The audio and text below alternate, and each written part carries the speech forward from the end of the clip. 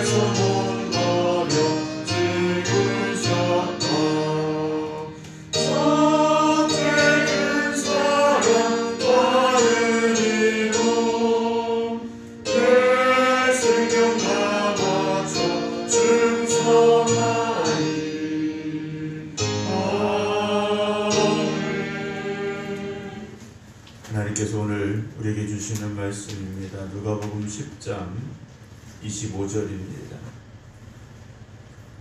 누가복음 10장 25절부터 마지막 42절 말씀입니다. 10장 25절부터 봉독해 드립니다.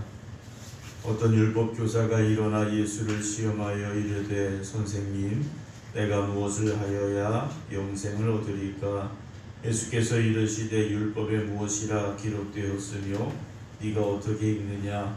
대답하여 이르되 네 마음을 다하며 목숨을 다하며 힘을 다하며 뜻을 다하여 주 너의 하나님을 사랑하고 또한 네 이웃을 네 자신같이 사랑하라 하였나이다. 예수께서 이르시되 네 대답이 옳도다. 이를 행하라.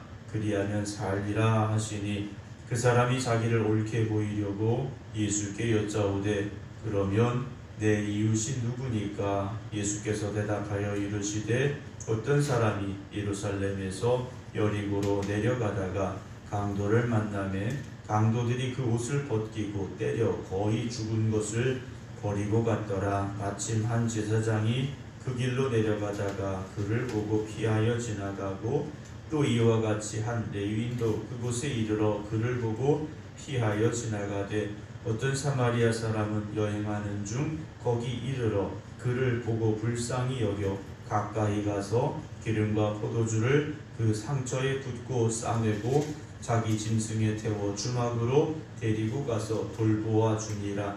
그 이튿날 그가 주막 주인에게 데나리온 2를 내어주며 이르되 이 사람을 돌보아 주라. 비용이 더 들면 내가 돌아올 때 갚으리라 하였으니 네 생각에는 이 세 사람 중에 누가 강도 만난 자의 이웃이 되겠느냐? 이르되 자비를 베푼 자니이다. 예수께서 이르시되 가서 너도 이와 같이 하라 하시니라.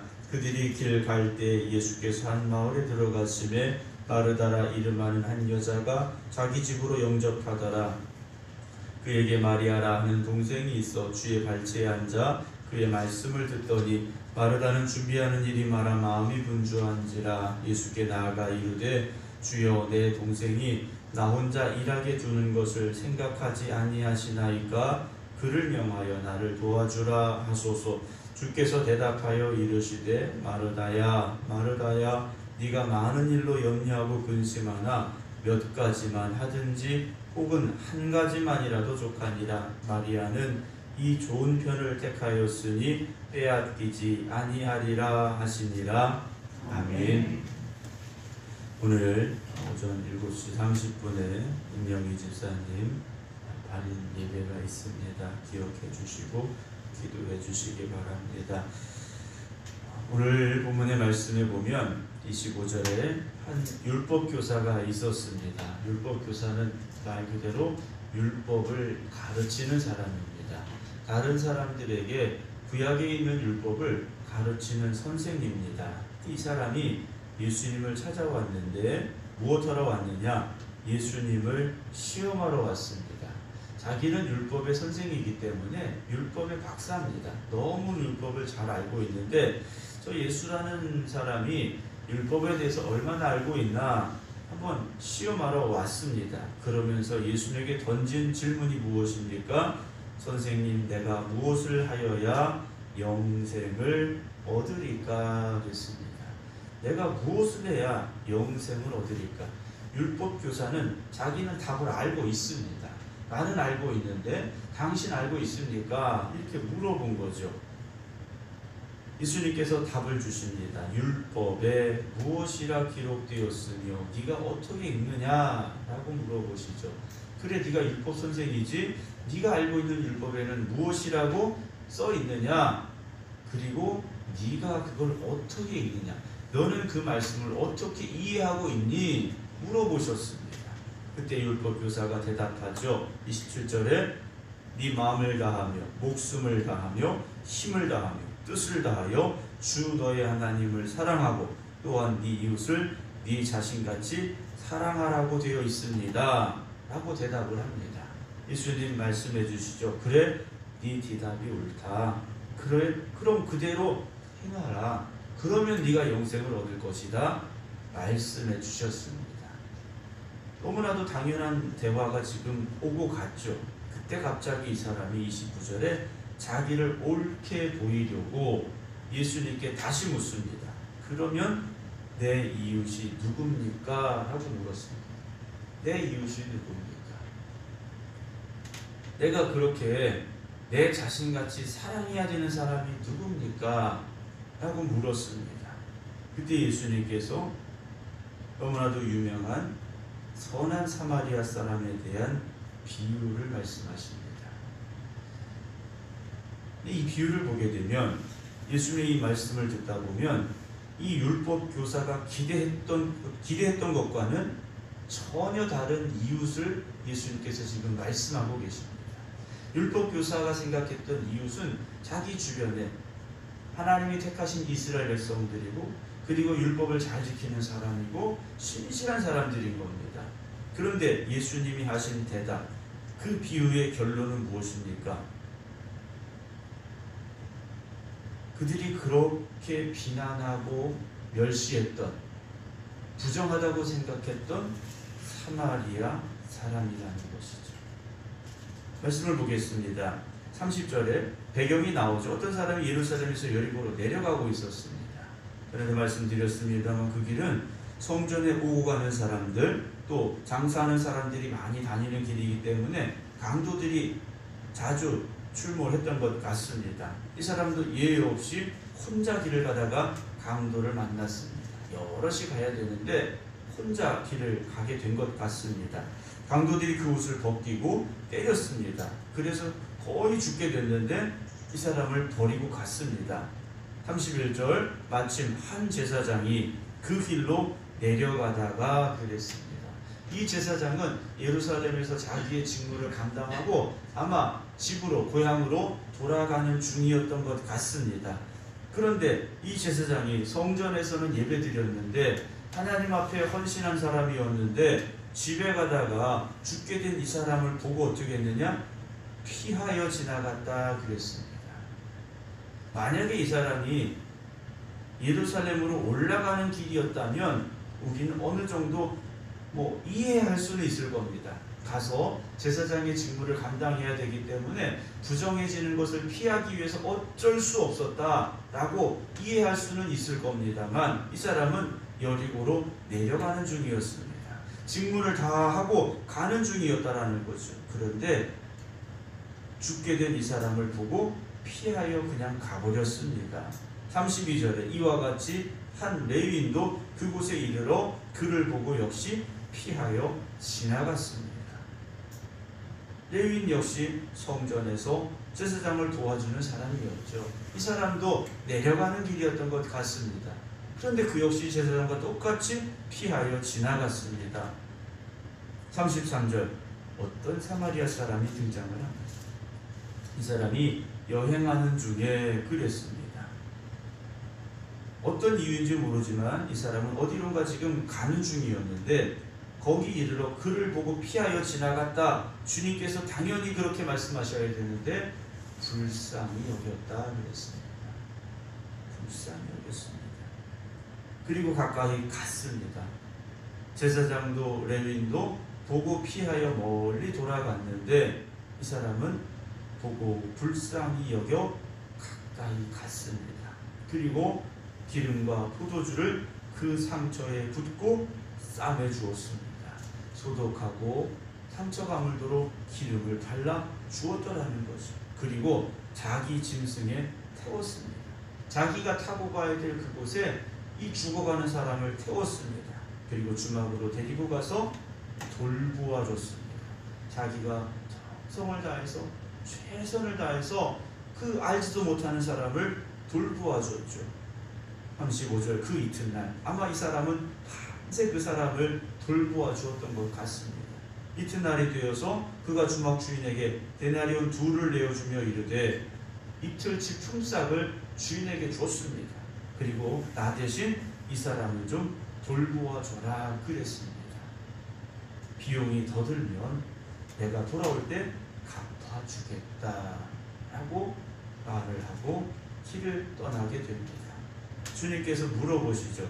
율법 교사에게 물으십니다. 36절에 네 생각에는 이 세 사람 중에 누가 강도 만난 자의 이웃이 되겠느냐 라고 물어보시죠. 여기에 대한 대답은 어느 누가 듣더라도 누가 대답을 하더라도 역시 마지막 사마리아 사람입니다. 근데 이 사람은요 차마 사마리아 사람이 내 이웃입니다 라고 말할 수가 없는 겁니다. 뭐라고 말합니까? 자비를 베푼 자입니다. 율법교사의 마음속에는 아직도 이 사마리아 사람이 내 이웃이라 생각할 수가 없는 겁니다. 예수님 말씀하시죠. 가서 너도 이와 같이 하라 그러십니다. 우리가 신앙생활을 오래 하면 죄송한 표현입니다만 아는 건 많아집니다. 아는 건 많아져요. 그런데 아는 게 많아지는 만큼 우리의 행함도 더 많아져야 되고 말씀에 근거하고 말씀에 순종해야 되는데 오히려 아는 것보다 하지 못하는 일들이 더 많아지는 경우가 있습니다. 사랑하는 성도 여러분, 오늘 주님께서는 가서 너도 똑같이 해라 그러셨습니다. 이 사람은 내가 사랑해 줄 사람, 이 사람은 내가 사랑하지 않아도 될 사람, 그런 구분이 있는 게 아니라는 거죠. 우리가 만나는 누구든지 우리는 그들을 향하여 내가 받은 하나님의 사랑을 전해줄 수 있어야 됩니다. 그런데 요즘 어떻습니까? 편가르기가 참 심합니다. 이 사람은 내 편, 저 사람은 내 편이 아니고, 이 사람은 내가 잘해줘야 될 사람, 이 사람은 내가 그러지 않아도 될 사람, 우리가 그런 구분을 나도 모르게 짓기 시작하더라는 거죠. 그러나 우리가 주님의 십자가 앞에서 내가 죽을 죄인에서 생명으로 나아갔다면 누구든지 나의 이웃이 되어짐을 잊지 말아야 할 것입니다. 그리고 너도 이와 같이 하라의 결론이 무엇이겠습니까? 그것이 하나님이 기뻐하시는 일이라는 것이죠.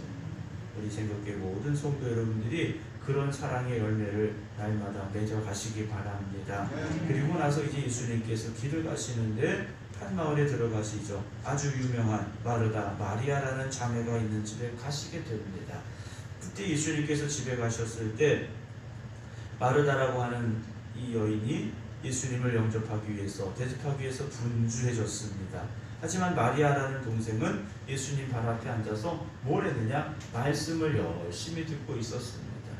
40절에 보면 마르다는 준비하는 일이 많아 마음이 바빠졌습니다. 마음이 바쁘다 보니까 어떻게 됩니까? 불평이 나오기 시작합니다. 너무 바쁘다 보니까 예수님, 내 동생이 나 혼자 일하는데 이거 그냥 두시겠습니까? 날 도와주라고 해야 되지 않습니까? 예수님께 따졌어요. 예수님께서 마르다에게 네가 많은 일로 염려하고 근심하나 몇 가지만 하든지 혹은 한 가지만이라도 족하다. 마리아는 이 좋은 편을 택하였으니 빼앗기지 아니하리라. 주님께서 말씀해 주시죠. 교회는 바쁜 곳이 되어서는 안 됩니다. 교회는 바쁜 곳이 되어서는 안 돼요. 예전에 제가 목회하다 보니까 그런 일이 있더라고요. 신방을 가게 되면 말씀을 듣는 것보다 목사님 어떻게 대접해야 될까? 가서 막 가스불도 켜고 예배드리다가 막 이런 분들이 있더라고요. 말씀을 듣는 것, 그것이 가장 중요하다는 거죠. 교회에서도요, 물론 이런 일도 있고 저런 일도 해야 되고 감당해야 될 일들이 많으세요. 그러나 정말 중요한 것은 주님의 말씀을 듣는 겁니다. 말씀을 들어야죠. 그 말씀이 생명이기 때문에 우리는 말씀을 들어야 됩니다. 말씀을 듣는다라는 것은 하나님을 향한 나의 삶의 방향이 그렇게 맞추어져 있다라는 겁니다. 교회에서 물론 요즘은 우리가 코로나 때문에 식사도 안 하고 이것도 안 하고 저것도 안 하는 일들이 많긴 합니다만 어찌 보면 그렇기 때문에 우리가 더 예배에 집중할 수 있는 것 같습니다. 우리가 이 코로나가 끝나고 또 다른 상황으로 어떻게 변하든지 정말 말씀을 향하여 집중하고 예배에 집중했던 그 우리의 마음, 정말 예배를 드리고 싶어 했던 그 사모하는 마음을 빼앗기지 않는 여러분들이 되시기 바랍니다. 다른 일로 분주해지고 다른 일로 바빠지지 마시고 예배 드리는 일, 주님 만나는 일, 말씀을 사모하는 일에 우리가 함께 할 수 있는 최선을 다하는 주님의 제자들 되시기를 주님의 이름으로 축원합니다. 기도하겠습니다. 누가 나의 이웃이 될 것인가? 우리가 우리의 삶을 살아가면서 생각합니다. 그러나 주님은 누가 나의 이웃이 될 것인가가 문제가 아니라 내가 가서 그들의 이웃이 되라 말씀해 주고 계십니다. 정말 우리가 주님의 사랑으로 여기까지 왔는데 우리가 받은 그 사랑을 우리 이웃들에게 정말 전하고 증거할 수 있어야 되는데 우리가 그렇지 못할 때가 있었습니다. 이 사람은 나의 이웃이고 이 사람은 내가 사랑해 줄 사람이고 이 사람은 내가 무엇인가 주어야 될 사람이라고, 그러나 저 사람은 그렇지 않다고 구분짓는 일들이 있었다면 오늘 이 말씀을 통하여 우리가 깨닫게 하시고 정말 힘들고 어렵고 고통당하고 외롭고 슬퍼하는 이들에게 다가갈 수 있는 저희들이 되게 하여 주시옵소서. 또한 주님 앞에 예배드리는 일에 주님의 말씀을 듣는 일에 우리의 최선을 다하게 하여 주시어서 항상 주님 앞에 예배드리는 일, 주님의 말씀을 듣는 일이 우선이 될 수 있는 저희들 되게 하여 주시옵소서. 오늘도 저희들 이 하루를 살아가게 됩니다. 세상 속에서 살아가게 됩니다. 주님, 우리가 어디를 가든지 주님의 자녀들로, 주님의 제자들로 온전히 서게 하여 주시어서 하나님의 영광을 위해 힘써 살아가는 저희들 되게 하여 주시옵소서. 이제는 우리 주 예수 그리스도의 은혜와 아버지 하나님의 지나신 사랑하심과 성령님의 감동 강화 역사하심이 오늘도 주님 앞에 나와 기도드리는 또 각 가정에서 깨어 기도드리는 모든 성도들 위해 이제부터 영원토록 함께 하시기를 간절히 축원하옵나이다. 아멘.